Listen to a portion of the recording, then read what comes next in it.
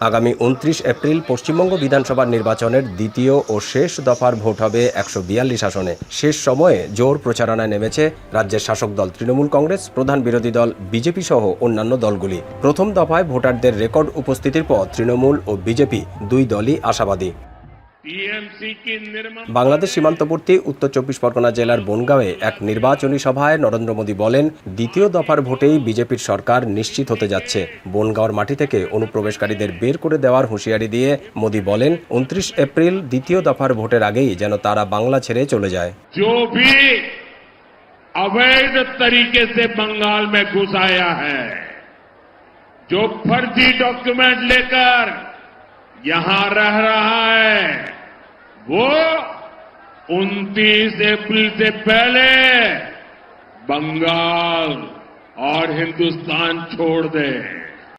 এদিকে তৃণমূল প্রার্থী মমতা বন্দ্যোপাধ্যায় নির্বাচনী জনসভা থেকে বলেন, প্রথম দফার নির্বাচনে তৃণমূল সেঞ্চুরি করেছে, পরের দফার ভোটেও ফলাফল একই হবে। ভোটারদের উদ্দেশ্যে তিনি বলেন, তৃণমূলের উপরে ভরসা রাখলে রক্ষা পাবে সবাই। तुम पहले दिल्ली को संभलाओ, पहलगांव को संभलाओ। उधर में क्यों पहलगांव में जब पाकिस्तान अटैक किया, तुम क्यों वो साझुआ गाड़ी नहीं भेजा? एक भी पुलिस नहीं था, और इधर में 2 लाख पुलिस भेज दिया।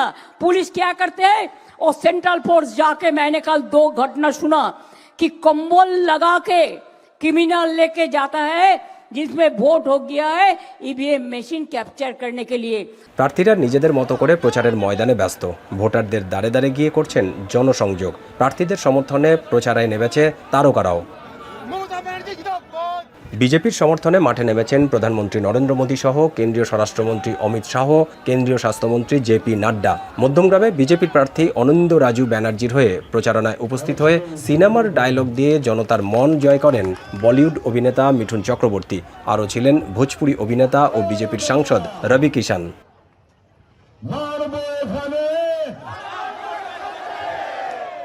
তৃণমূল কংগ্রেসের হয়ে প্রচারে নামেন দিল্লির সাবেক মুখ্যমন্ত্রী অরবিন্দ কেজরিওয়াল। বালিগঞ্জ আসনের তৃণমূল প্রার্থী শোভনদেব চট্টোপাধ্যায়ের হয়ে প্রচারণা চালান তিনি। এছাড়া তৃণমূলের সমর্থনে পশ্চিমবঙ্গের মুখ্যমন্ত্রী মমতা বন্দ্যোপাধ্যায়ের সঙ্গে আছেন অভিষেক বন্দ্যোপাধ্যায়, টলিউড অভিনেতা দেব, অভিনেত্রী শুভশ্রী গাঙ্গুলি, বলিউড অভিনেত্রী মন্দাকিনী, বিহারের সাবেক উপমুখ্যমন্ত্রী তেজস্বী যাদব সহ আরও অনেকে। দীপক দেবনাথ, এখন কলকাতা।